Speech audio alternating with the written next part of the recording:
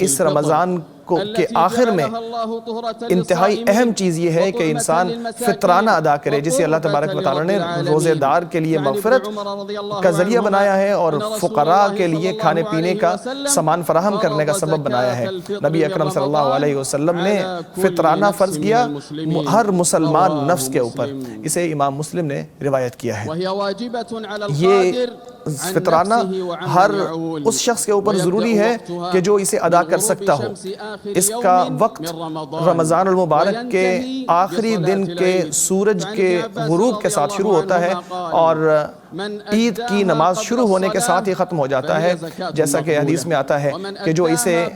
نماز سے پہلے ادا کر دے تو اس کی زکوٰۃ یا اس کا فطرانہ قبول ہے، اور جو اس کے بعد ادا کرے تو اس کا کوئی صدقوں کی جیسا یہ صدقہ کنسیڈر کیا جائے گا۔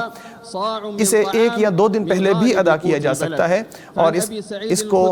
جو بھی ملک کا کھانے پینے کی عام چیز ہے اس میں سے ادا کیا جانا چاہیے 1 سا کے برابر، جیسا کہ حدیث میں آتا ہے کہ ہم کھجور یا جو یا گندم یا